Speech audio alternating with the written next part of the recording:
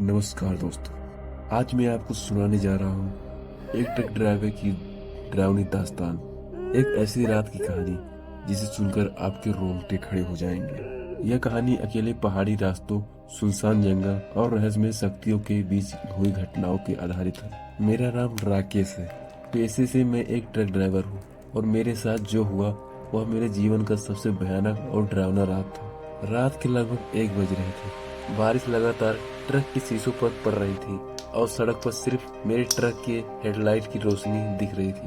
मैं उत्तर भारत के एक छोटे से शहर में माल लेकर उत्तराखंड की पहाड़ियों की ओर जा रहा था। सड़क बहुत ही घुमावदार, संकरी और दोनों ओर घने जंगल से घिरा हुआ था।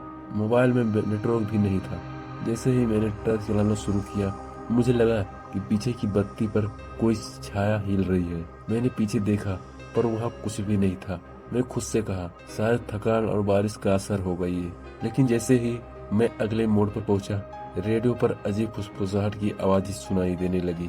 धीरे धीरे कान में जैसी कोई फुसफुसा रहा हो, अजय यहाँ से मत जाओ। मैंने रेडियो बंद किया, लेकिन आवाज रुकी नहीं। सामने सड़क पर सफेद धुंधले में कोई इंसान जैसी आकृति उभर रही थी, मगर मुझे लग रहा था कि वह जैसे कोई इंसान नहीं है। उसकी आंखें लाल और जलती हुई थी। मैंने हार मचाया और गाड़ी तेज करने की कोशिश की, लेकिन वहाँ साया शांत खड़ा रहा।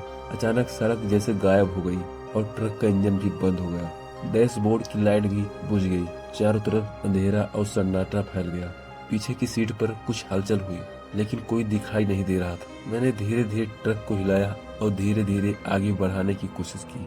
जंगल की गलियों में जैसे मैं घुसा, रेडियो फिर से फुसफुसाने लगा। मैं डर के मारे कांप गया था। हर मोड़ पर अजीब सायें दिख रही थी। उनकी आंखें लाल और फुसफुसाहटें मेरी ट्रक का पीछा कर रही थी।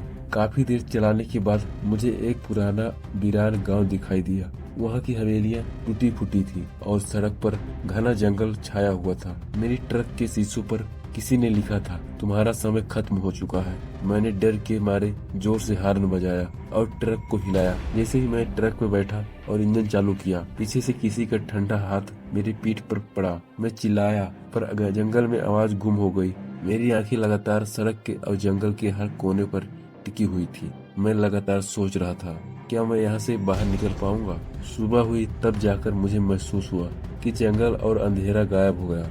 सड़क समान और सुरक्षित लग रही थी, लेकिन ट्रक के पिछले सीट पर वह सफेद धब्बा अभी भी मौजूद था और किसी अनजानी शक्ति की नजरें मुझे हमेशा देख रही है।